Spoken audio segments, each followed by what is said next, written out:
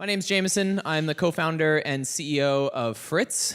We are a developer platform to help people move machine learning and deep learning models down from cloud-based execution to living right on edge devices. So I'm going to start the high level, get some of the buzzwords out of the way so that we're all on the same page.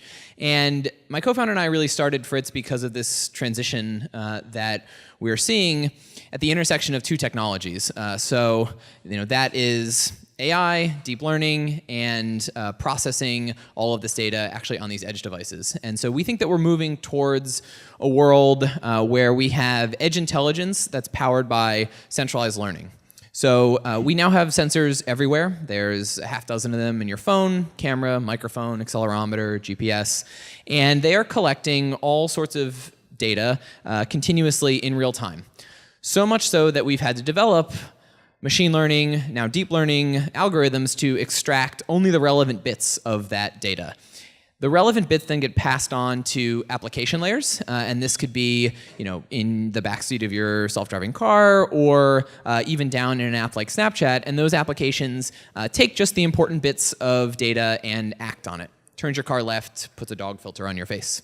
And today, the best user experiences and the most interesting products are created when you complete this loop as fast as possible. Send something in further relevant bits, pass to an application layer that does something. The problem that we're finding is that there is so much data coming from so many different sensors that you end up with a bottleneck at the network level. So, if you think about a self-driving car, you couldn't possibly send all of the data from cameras and LiDAR up to the cloud, process it, send the direction back down to the car itself. It would hit the tree before you had a chance to turn. And what that means is that we have to take that processing of the machine learning models out of the cloud and move it down to the device as close to the data as possible. And then you can complete this loop much faster. So doing that allows us to solve what we call these 60 frame per second problems. And you encounter these across sort of three major areas. The first are mobile applications. So these are things like Snapchat, if you haven't used it. They have a neural network embedded in the app. It detects your face, your eyes, your nose, and it uses that to put a funny filter on your face. That would not be possible if you had to send live video up to AWS to process and send it back down to the device. It would be a slow user experience, and it would probably burn through all of your users' monthly data allowances. The second category that we think about when we deploy these models to the edge are ambient user experiences. And you can think of all of the smart devices that we now have sitting on our bookshelves. These devices like Amazon Echo have very low power chips in them that are always on, and they're listening for specific phrases. There are machine learning models and neural networks listening for, I won't say them because all your phones will start buzzing, but when you say these words, the machine wakes up and it does something for you. These are only possible by continuously monitoring with these sensors for these buzzwords, and we couldn't do that if all of that data had to be sent continuously back to the cloud. So you have to sort of run all of your algorithms directly on the device so that you can have these ambient experiences. And then the last piece are autonomous ones. So I mentioned the case of a self-driving car, but this extends to drones, all sorts of robots that need to make decisions faster than you can send data to the cloud for processing. There are other reasons, though, why you would want to move your machine learning models down to run directly on devices. Privacy is a really big one. I probably don't need to get into everything with Facebook and Cambridge Analytica, but by actually taking the algorithms out of the cloud and putting them in the hands of users, we sort of have this opportunity to give people the experiences that they want that are powered by all of this fancy machine learning, but keep their data safe. So my favorite example here would be Apple's Face ID feature. And the way that that works is that there's a neural network embedded in the phone, and when you calibrate your device the first time, it scans your face, it uses that neural network to embed the scan of your face into an array of data, which it then stores in an encrypted vault. The next time you go to unlock your phone, it scans your face again, runs that through the neural network, outputs this array of data, and compares it to the original one that it had stored, and if they're similar enough, it unlocks your phone. Notice there, though, that both of those steps, both the calibration and then the unlocking happen directly on the device. That data is never sent up to Apple. So they still have this nice, frictionless, machine learning powered user experience, but all of that sensitive user data stays safely down on the device. And then I'm not sure how many people here run companies and pay AWS bills, but when you start talking about the specialized hardware that you need to train and then run these deep neural networks, for example, those costs are no longer trivial. So this is a picture of Google's new TPUs, which are their AI accelerating chips, and these go for $6.50 an hour. And it can take days or weeks to train an algorithm. These costs add up very quickly, and so one of the ways that you can reduce your bills is by moving a lot of that processing down to a user's device, which are increasingly capable. My favorite story here is in the footnotes of the paper where they first talked about this new TPU architecture. They mentioned that one of the motivations for this whole entire project was that someone did a calculation that showed if every Android user talked to their phone for 3 minutes a day, Google was going to have to double their data center capacity over the next few years. And that is a massive, massive investment, capital expenditure on their part. And so you can see why at certain scales you now want to think about moving some of this execution off of servers that you're paying for. So these three reasons, solving 60 frame per second problems, privacy, and lowering costs, I hope have sort of convinced everybody that it's an interesting thing and it's something you should do, think about moving models out of the cloud and down to edge devices. My big, bold prediction from these, though, is that I actually think that edge devices are going to start dominating the inference side of artificial intelligence. So training is still going to happen in the cloud for the foreseeable future, but there's going to be orders of magnitude more models and predictions being created down on these edge devices than up in the cloud. So this is a photo, actually, that my co-founder took on his way through Singapore a few months ago, and the big advertisement in the background is Huawei's new flagship phone, and the tagline they've chosen for this phone is that it has the world's first AI processor inside. So this was a few weeks before Apple announced their new A11 Bionic chip. But the point here is that all of these manufacturers that make and chip makers are thinking about this transition too, and they're giving developers the horsepower on these devices to run these machine learning algorithms. So I think there's a Gartner report that estimates by the end of this year, 20% of people's smartphones are going to have AI-specific processors in them to hardware accelerate a lot of these machine learning algorithms.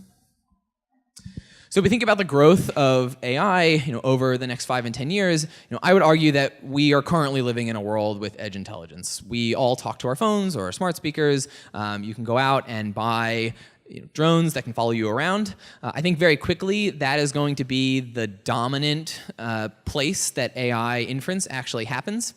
And then in the future, we're starting to see the foundation for actually moving the training of a lot of these models out to edge devices, which just amplifies all of the things that I've talked about. So, you have much larger set of devices to work with.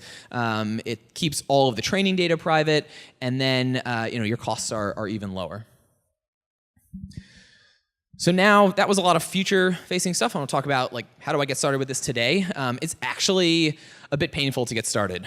So there's a number of reasons why things are difficult right now. The first is that there's a mismatch in technology stacks. So I'm a data scientist and machine learning engineer by training, and I use Python, I use Jupyter Notebooks, I use TensorFlow, and then I deploy to, you pick your favorite cloud service. I don't know anything about mobile app development or shipping code to embedded devices, and so it's actually very hard for me to get the models that I've worked so hard to train down into user experiences.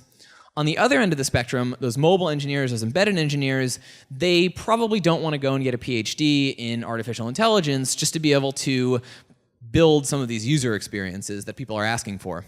And so this makes it really hard to find people to take projects from end to end. You either have to build a team that has two components, the machine learning side and the mobile side, or you have to find these very rare engineers that can do both. Even if you can solve these problems, you still have an issue of heterogeneity in the hardware that you're deploying to. So when you are shipping your code off to the cloud, they kind of give you a menu of options to choose from. You know how many CPUs you're going to have, you know how much memory you're going to have, you know how much storage you're going to get. Once you start shipping things down to devices, you have to plan for potentially thousands of different SKUs, all with different processors, and potentially porting things to multiple platforms. And that is a much bigger management challenge for an engineer to make sure that your user experiences are consistent across those platforms. So the prototype that I built might work great on my latest iPhone, but what's that going to look like on a phone that's 3 years old that might not have the same hardware? And so you have to think about building all of this extra monitoring infrastructure and testing. And right now, the tools to do all of this are unfortunately pretty fragile. So there's a lot of steps that you have to go through from the research and development and prototyping phase into a scalable production application. And every step of the way, you sort of encounter these new annoying little challenges. There's a lot of great open source tools out there that people are working on, but they're still in their infancy. And so, the last thing that I really want to talk about is just sort of thinking about the entire life cycle of your machine learning models when you are talking about deploying them down to edge devices. So, this life cycle can apply to any process for actually coming up with and deploying a machine learning model. But when you start to think about where they're going to be deployed down on mobile devices, that starts to change the way that you think about each one of these steps. So, for example, when you're collecting data to train a neural network to recognize faces, if that neural network is going to be deployed in a security camera that's low resolution and needs to function at night, you need to make sure that you're not just using the standard data set that comes from professional grade DSLRs that you can find available on the internet. And so every piece in this step, from data collection to training to optimization, conversion, needs to take into account that your models are going to be deployed in environments that may not match the one that you train it in. The last slide here is the pitch for anyone who is actively trying to do this and is feeling these pains. So as I mentioned, Fritz is a platform to help developers optimize, deploy, and manage machine learning models down on edge devices. We have a server-side component where we'll integrate with all of the major machine learning and deep learning frameworks. We'll take your model, we'll optimize it for deployment on an edge device, we'll convert it, and then help you deploy it down to all of those different devices. You get a nice SDK that you can use to integrate things into your projects, and that SDK gives you all of the monitoring, analytics, and data collection tools that you really need to make sure that things are working correctly, and then eventually update, retrain models, and push them down to your users over time. Definitely take a look at Fritz.ai if you're interested. We also have our community where we've got a lot of technical guides and tutorials. That's called Heartbeat. So if you go to heartbeat.fritz.ai, you'll see a lot of great stuff there. And if you have any other questions, feel free to email me directly at jameson@fritz.ai. And that is it.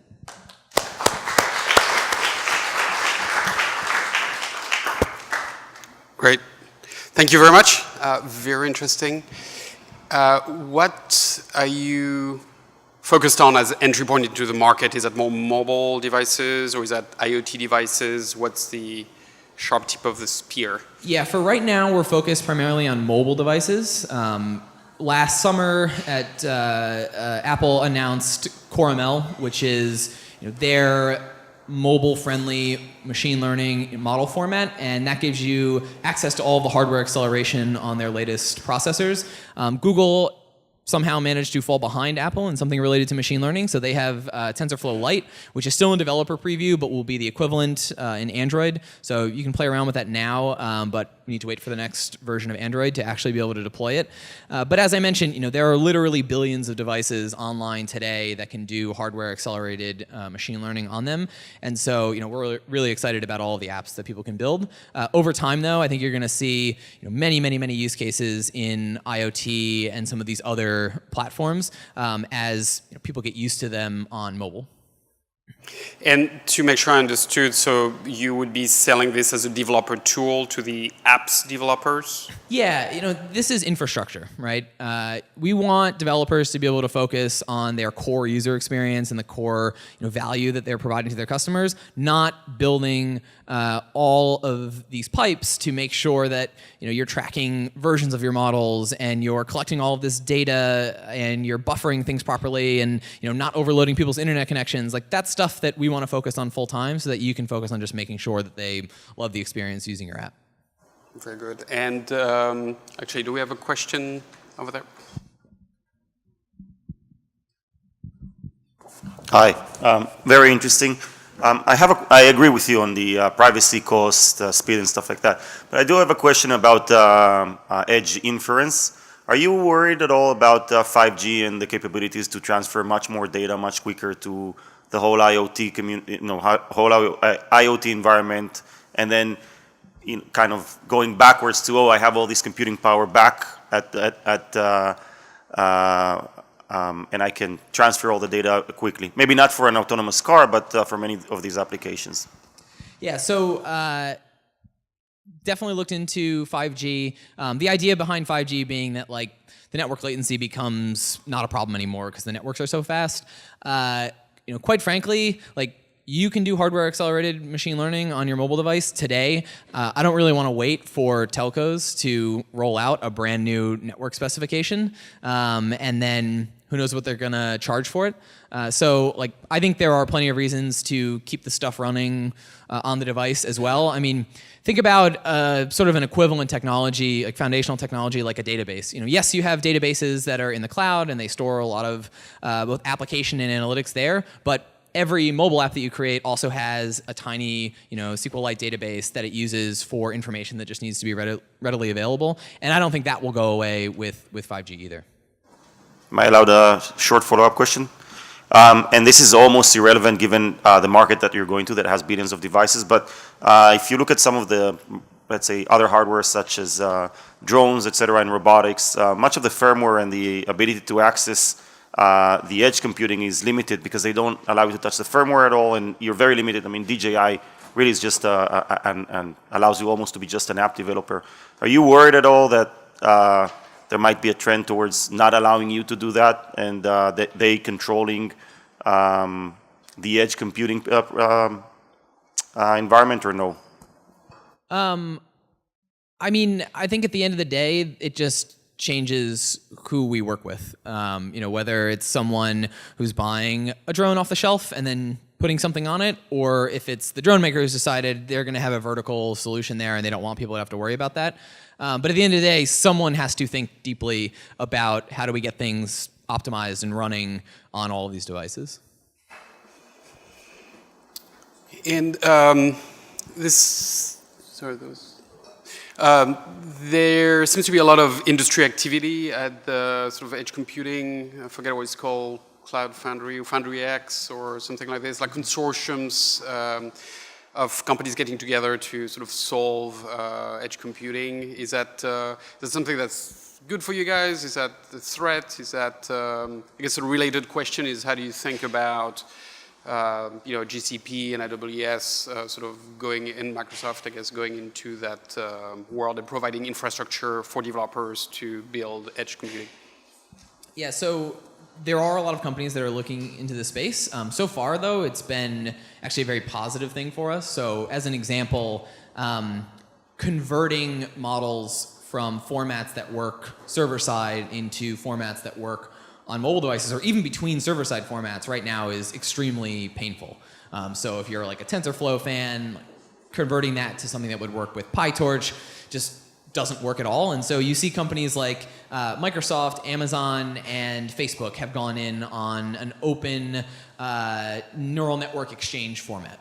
And they are supporting, basically like building out this spec and then making sure that all of the different platforms can convert into and out of that. That's something that helps us because we then, don't have to spend all this time, digging in and building it ourselves. Like, we are a management layer on top of that tries to, make sure that you can do everything in that lifecycle within a single platform. And so, if certain companies are going to drill down into actually how the matrix multiplications are running directly on various chipsets. Other companies are going to make sure that everything can be converted and interchanged between them, and we're sort of happy to build on top of that. What we care about is that developers have a great experience actually managing the day-to-day problems that come up with deploying the stuff down to all of their devices. One last question on the company itself. How long have you guys been around? And so we're early stage, based in Boston. We did a seed round last September, officially announced the company in January. We've got 4 full-time engineers and a couple part-time helpers up in Boston. If anyone's ever in the area, feel free to shoot us an email. You can come work out of our space, just hang out. Very good. All right, thank you. This was terrific. Very interesting. Thanks, Appreciate it.